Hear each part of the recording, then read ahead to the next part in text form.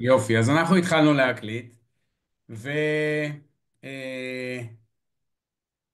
טוב לכולם, איזה כיף שאתם פה, והנה אנחנו מתחילים.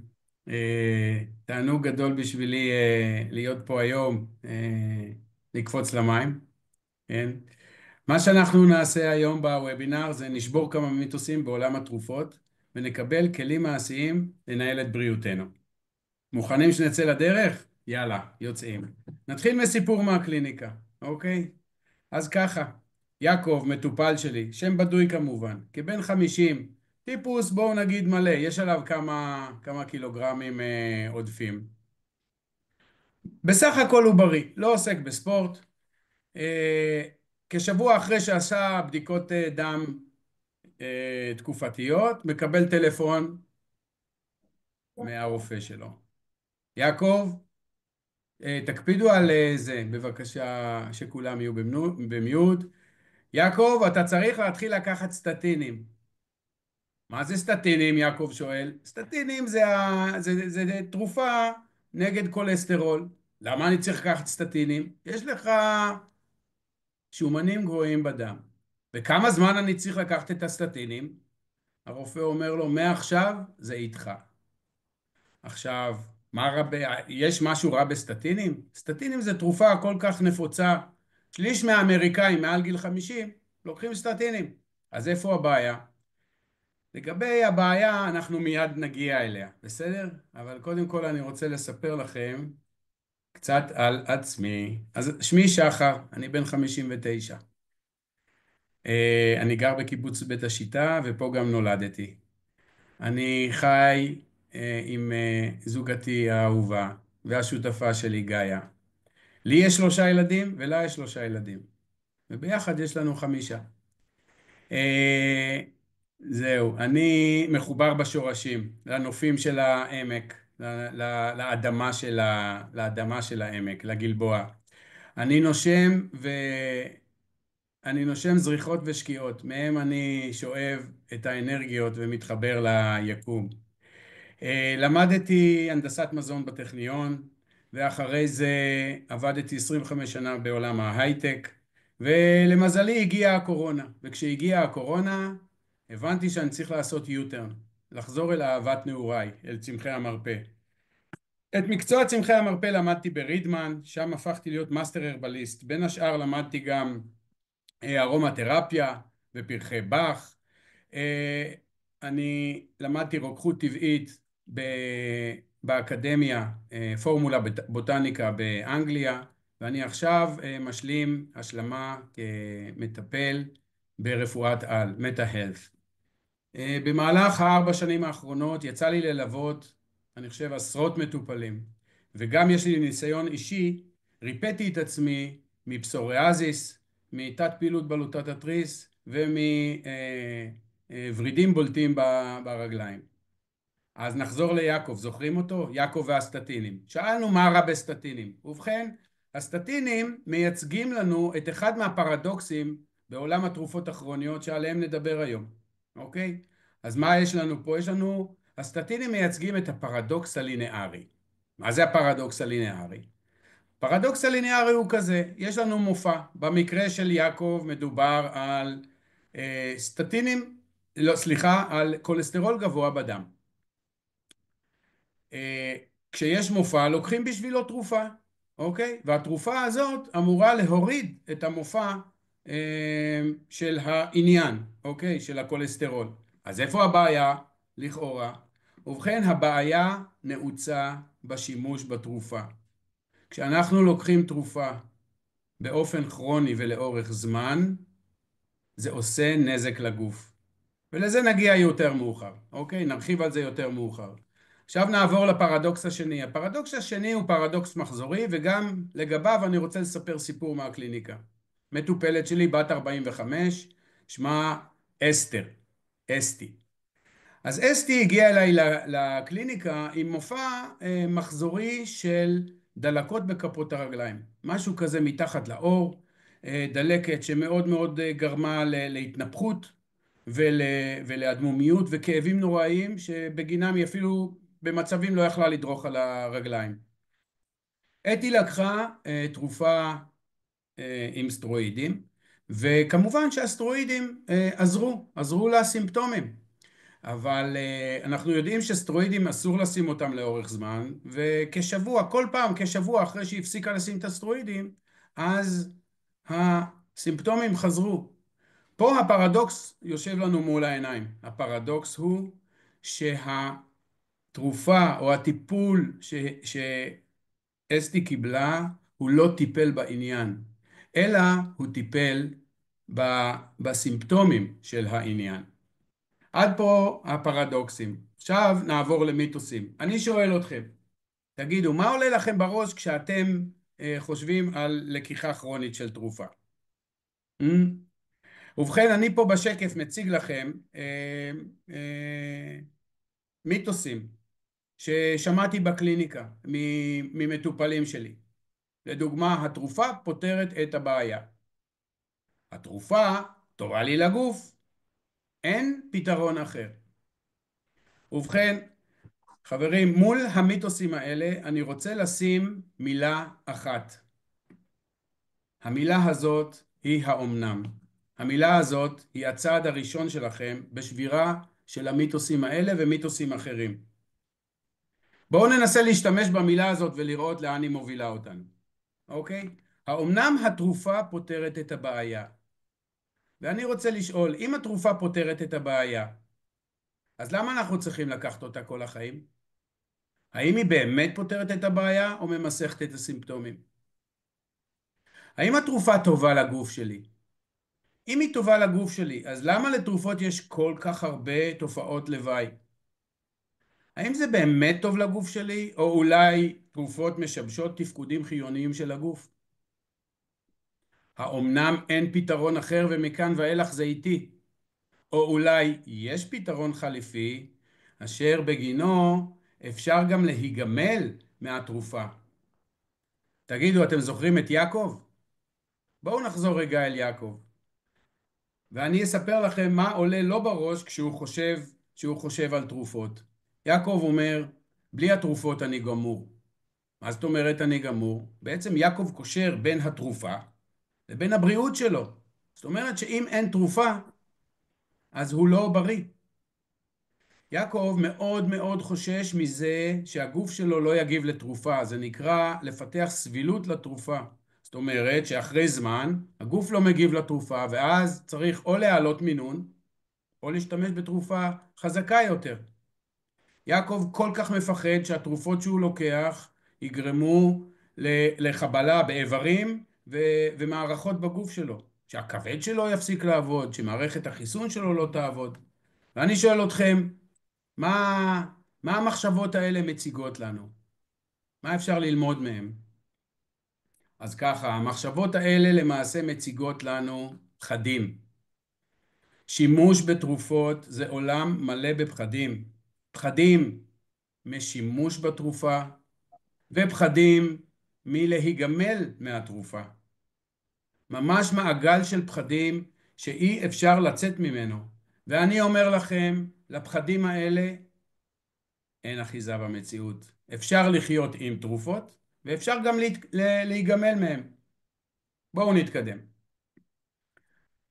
אני רוצה כאן להציג לכם נזקים שקורים בגוף כשאנחנו משתמשים בתרופות באופן כרוני. נתחיל מהסטטינים, דיברנו עליהם קודם. ובכן, סטטינים זה תרופה, זה חומר פעיל שנמצא בתרופה על מנת להוריד כולסטרול.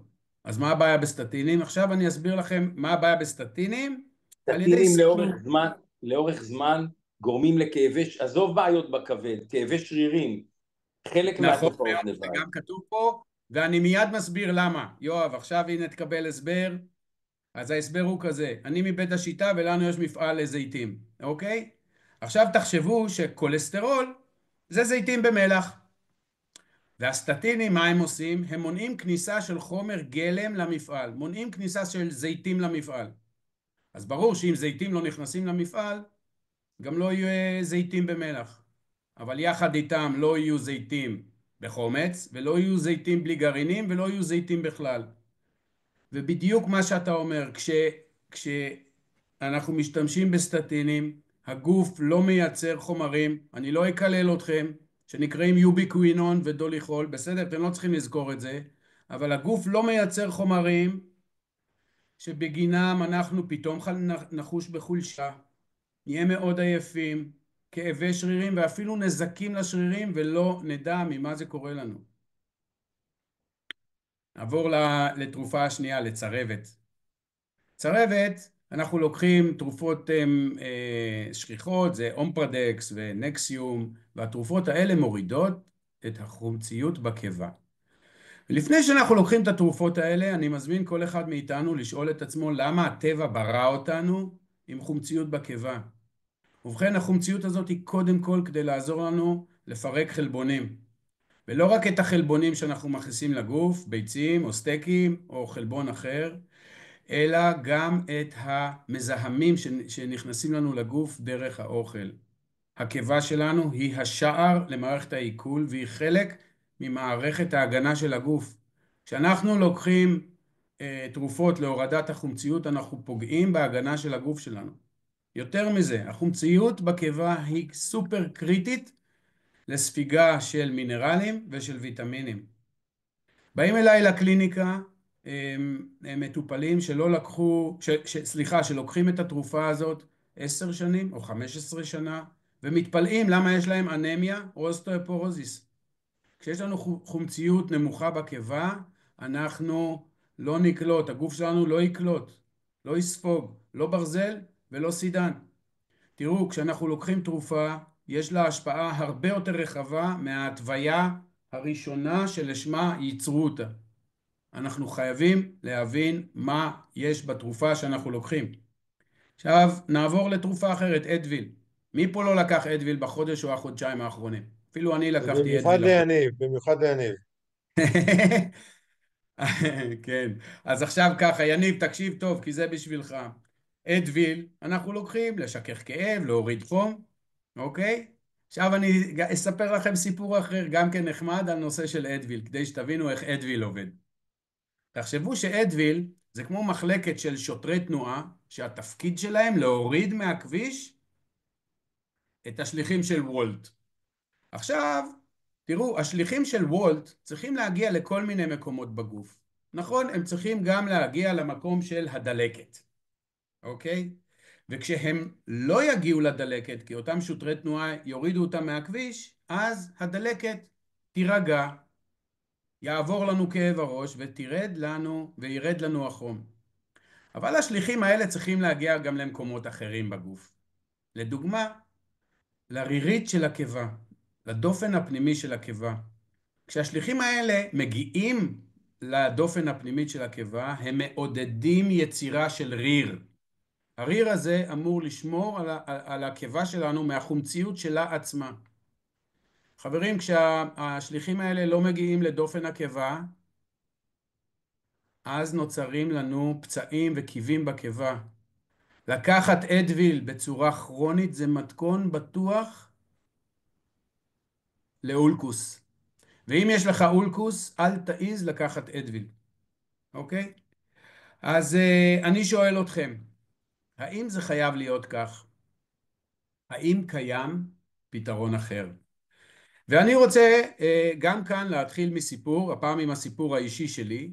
אני שנים סבלתי מפסוריאזיס בכפות הרגליים. פסוריאזיס זה איזה דבר מופע שכזה שמתלווה עם קסקסים וגרד, ומתחת להם יש תופעה של דלקת שבאה ביחד עם כאבים, וזה צרה צרורה שפשוט מדירה שינה, הדירה שינה מעיניי. מה לא ניסיתי? אני חושב שניסיתי הכל. אולי חוץ מתרופה ביולוגית. גם את התרופות אסטרואידליות. וכמובן שהשתמשתי בהם, וכבר אמרנו שאי אפשר להשתמש בהם לאורך זמן, וכשהפסקתי זה חזר. ואז בעצם הבנתי אחרי כמה מחזורים כאלה שאני לא מטפל בעניין עצמו, אלא אני מטפל בסימפטומים. אוקיי, ואז התעמקתי, ותודה לקורונה, התחלתי ללמוד את הרפואה השלמה. ואימצתי את המודל הבא. המודל הזה זה מודל שלושת הרובדים שהוא מתאר את המחלה. מה יש לנו פה בעצם? יש לנו רובד חיצוני, שזה הרובד של הסימפטומים. יש לנו רובד ביניים, שזה רובד של תהליך פיזיולוגי שקורה למטה, מתחת. אבל עוד יותר נמוך קיים המקור. המקור זה איזשהו רובד נפשי, איזושהי אנרגיה תקועה, שהיא זו שמניעה את התהליך הפיזיולוגי, שבגינו אנחנו רואים את הסימפטומים. בואו ניקח את הפסוריאזיס שלי. הסימפטומים הם באו לידי ביטוי, כבר אמרתי, בגרד, בקילוף, בכאבים, בנפיחות. התהליך הפיזיולוגי שתכלס קורה מתחת הוא למעשה מוות של תאים שהגוף מנסה לסלק אותם על ידי דלקת. תהליך רצוי בסך הכל. מתחת לזה יושב הרובד הנפשי. במקרה שלי היה מדובר בחרדת נטישה. עכשיו תקשיבו טוב, כשאני שמתי ומרחתי משחה על הסימפטום, לא טיפלתי בחרדת הנטישה. ואם לא מטפלים בחרדת הנטישה, לא יעזור איזה תכשיר נשים על הסימפטום. הסימפטום ישוב ויחזור. עכשיו פה אני מוסיף עוד אלמנט, וזה טריגר. מה זה טריגר? טריגר זה איזשהו עניין שבין אם אנחנו מודעים לו או בין אם לא, הוא מניע, אוקיי, את הרובד הנפשי, הוא מגרה את אותה אנרגיה כלואה שנמצאת לנו למטה, והיא מניעה את כל הקסקדה, בסדר? אז מה זה מחלה כרונית? מחלה כרונית למעשה זה ביטוי רציף של סימפטומים, שהוא בעצם נגרם ממחזוריות של טריגרים שמפעילים את המקור. ואני חוזר שוב, אם לא נטפל במקור, הסימפטום יחזור. חברים, אם יש משפט אחד שאתם צריכים לקחת מהוובינר הזה, זה המשפט הזה. אם לא נטפל במקור, הסימפטום יחזור. אז אני שואל, האם קיים פתרון אחר? ואני אומר לכם, אכן קיים פתרון אחר, והפתרון האחר קיים ברפואה השלמה.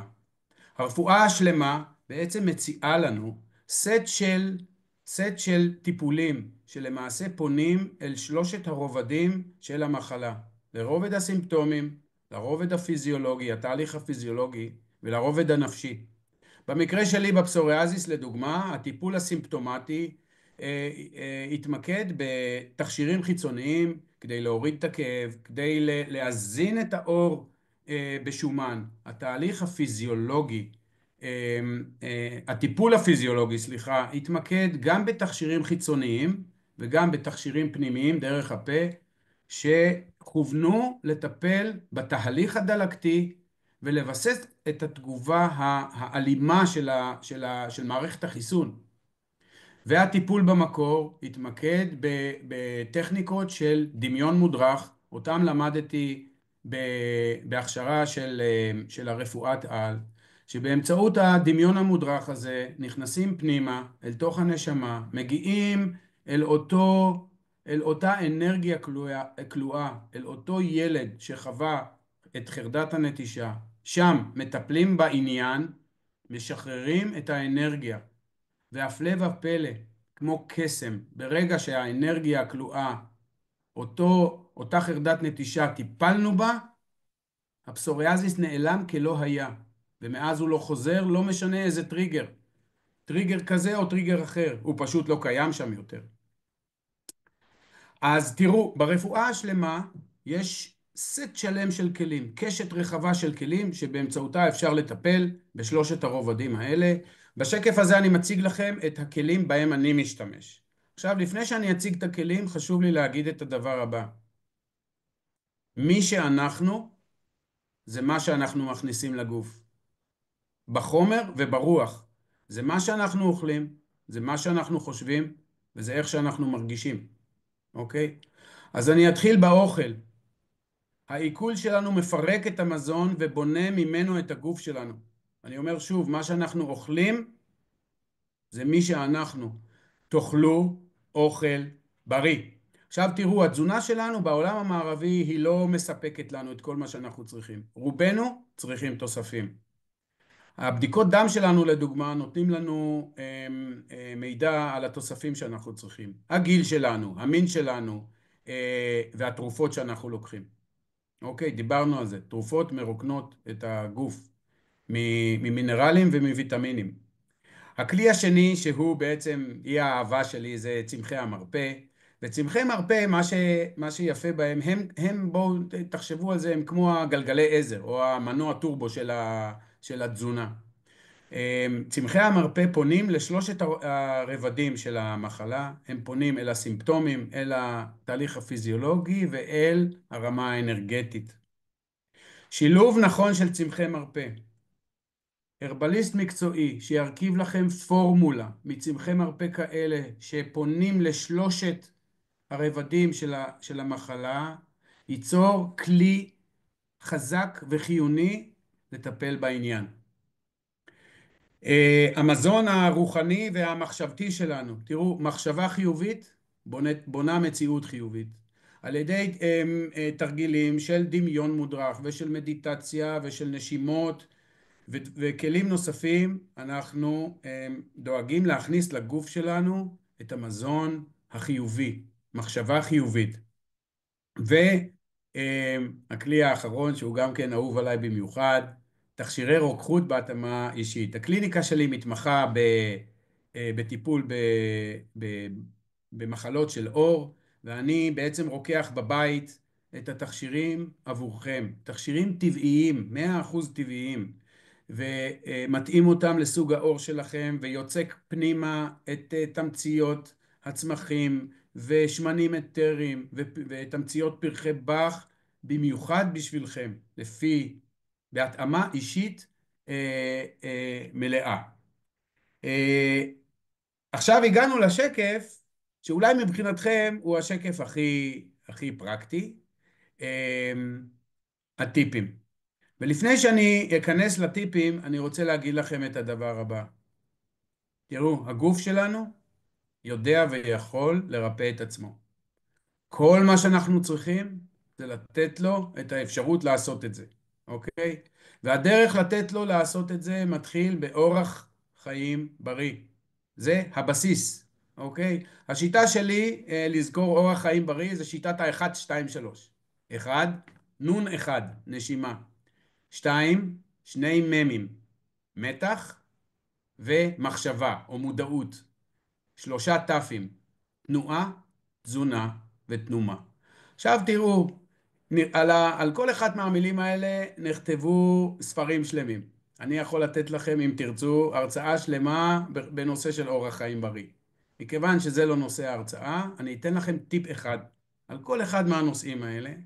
טיפ שאתם תוכלו לקחת אותו כבר היום וליישם אותו ממחר בבוקר. נתחיל בתזונה. לגבי תזונה, הטיפ שלי הוא תהיו מודעים למה אתם אוכלים. אוקיי? כשאתם מסתכלים בצלחת, תזהו מה יש לכם בצלחת. אם אתם לא מזהים מה יש שם, אל תאכלו. כשאתם הולכים למכולת או לסופר ואתם עומדים מול המדפים, אני ממליץ לכם להסתכל על המרכיבים של המוצרים. ככל שיש יותר מרכיבים, האוכל יותר מתועש. אם רשומות שם מילים שאתם לא מצליחים להגות אותם בכלל, ורשומים שם מספרים שאין לכם מושג מה הם אומרים, אל תאכלו את הדבר הזה. זה לא מזון, לא מזון ראוי. לגבי שינה, הטיפ שלי הוא כזה. תיכנסו לשינה עם קיבה ריקה. כבר אמרנו, בואו ניתן לגוף לעשות את הדבר שהוא יודע לעשות הכי טוב, לרפא את עצמו. עכשיו תראו, השינה זה הזמן של הגוף לנקות את עצמו, לחדש את עצמו, לרפא את עצמו, לבנות את עצמו. כשיש לנו אוכל בקיבה, זה פשוט לא קורה.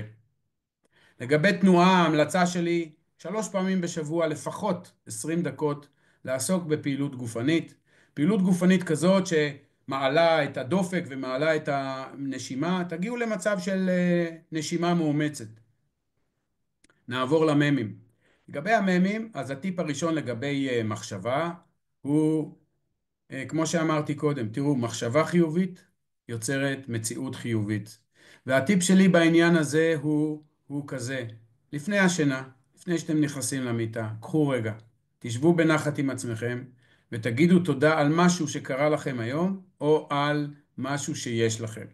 בסדר? אני אתן דוגמה, נגיד אני היום החלטתי לברך על הבית, בסדר? עכשיו, תראו, כשאני עושה את הברכה, או כשאני אומר את התודה, אני לא עושה את זה כלאחר יד, אלא אני נותן לזה מחשבה, נותן לזה כוונה, ונכנס לפרטים. אז לגבי הבית, לדוגמה, אני אומר תודה על זה שיש לי גג מעליי, שמגן עליי מהגשם, ותודה שיש לי מרזבים בגג, שלא יוצרים הצפה, ותודה שיש לי מים חמים. ויש לי חשמל, ותודה על זה שיש לי מים בברז בכלל, ואני אומר תודה שהמקרר שלי מלא, וכך ממשיך וממשיך וממשיך, וככל שתיכנסו יותר לפרטים תראו על כמה דברים יש לנו להודות. לגבי מתח ונשימה אני אתן טיפ אחד.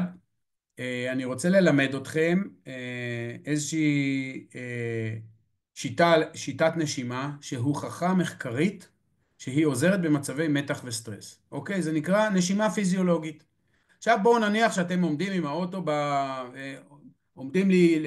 עומדים בתור בסרט לפופקורן, בסדר?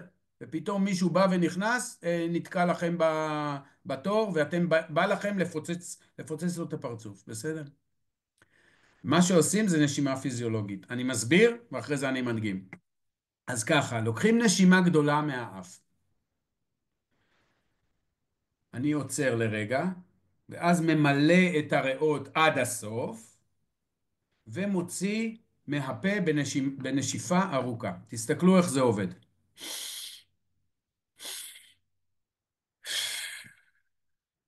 אני מדגים שוב פעם.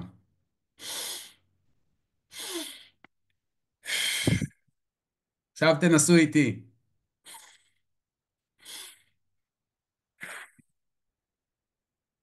יופי.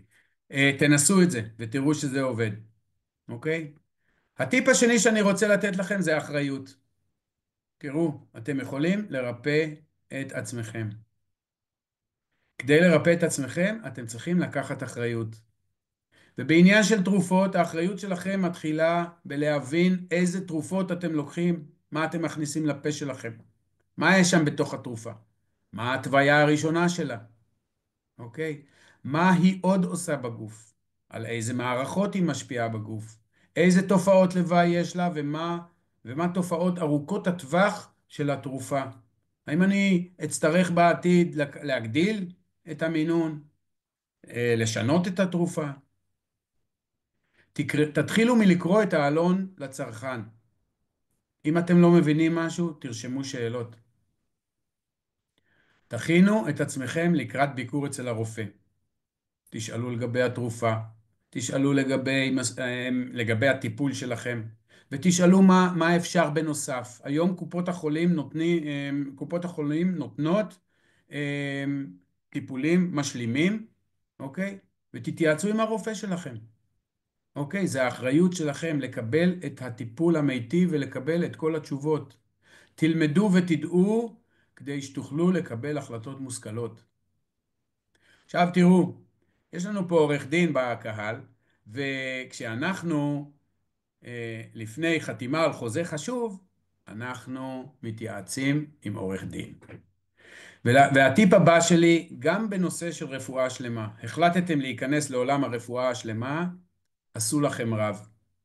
תמצאו מטפל שאתם מתחברים אליו. קודם כל מישהו שיש לכם כימיה איתו.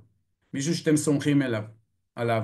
שאתם יכולים להתקשר אליו ולקבל ממנו המלצות כשאתם יודעים שכל מה שהוא רוצה זה את טובתכם האישית. כן?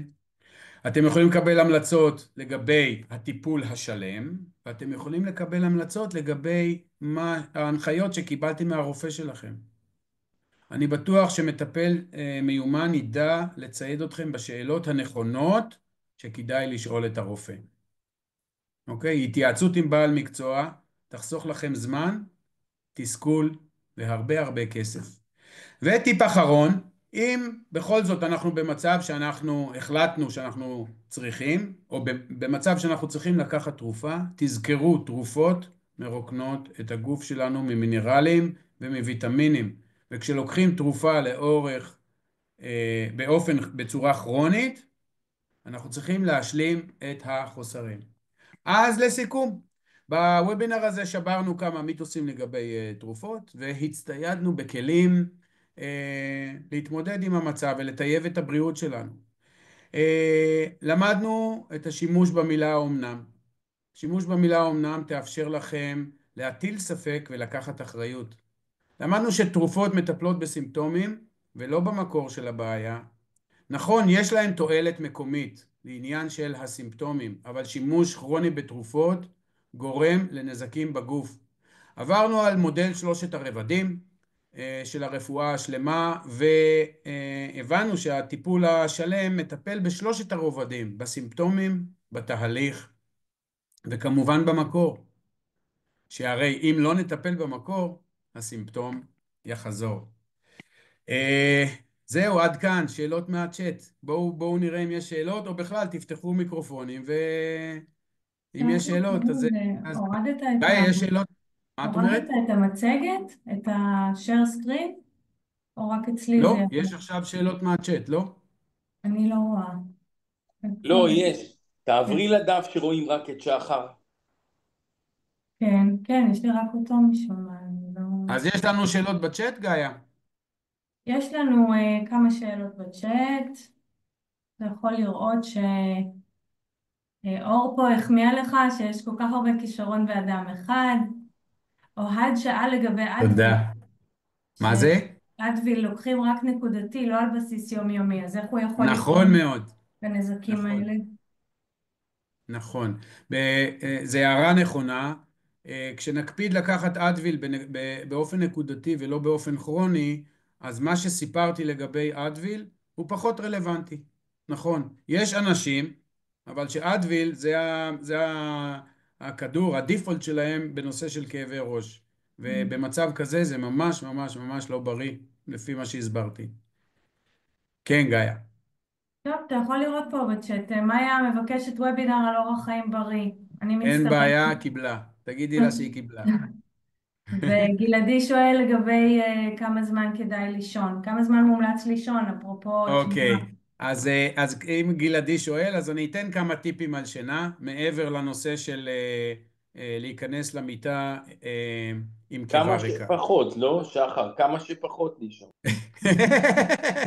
כן, במילואים ישנים כמה שפחות, ואנחנו צריכים, מה זה צריכים? לא צריכים כלום, אבל אני חושב אחד, 7 שעות שינה. 2, זה מתי ישנים? מאוד מאוד מומלץ אז ללכת אתה לישון ישן מוקדם. מ-9, כי אני רואה בקבוצות שאתה שולח בוקר טוב שהציפורים נוחרות על העצים. בדיוק זה מה שרציתי להגיד. ללכת לישון מוקדם ולקום מוקדם. ממש כמו הטבע, אוקיי? להתאים את השעון הצירקדי שלנו, הכללה הזאת, כשנדבר על אורח חיים בריא, אז נדבר על זה, אבל להתאים את השעון שלנו עם השעון של הטבע. לפני שהולכים לישון, רגע להרגיע, אוקיי? אני ממליץ להפסיק עם מסכים כשעתיים לפני שנכנסים לישון. אפשר להרגיע את האווירה בבית, בסדר? אפשר להנמיך את האורות ולשים איזה מוזיקה כיפית ולהיכנס לאווירה. מאוד חשוב לישון בחדר חשוך אחד ומאוברר. זאת אומרת, אם אתם קמים באמצע הלילה ופתאום יש לכם כאב ראש, כנראה שחסר לכם אוויר, אוקיי? זהו, קיבלתם כמה טיפים נוספים. תודה גלעדי.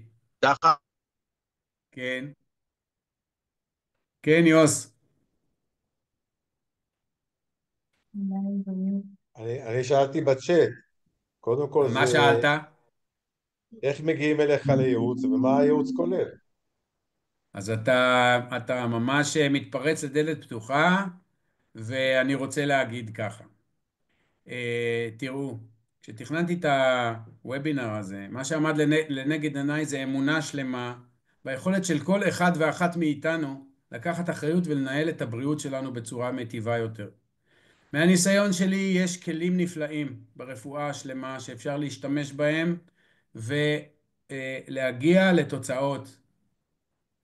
ומי שמכם מעוניין להתנסות ברפואה שלמה, אז כדי שהמחיר לא יהווה מכשול, אז אני רוצה להציע לכם צופי הוובינר, את שניים מהשירותים של הקליניקה בהנחה משמעותית של 15%.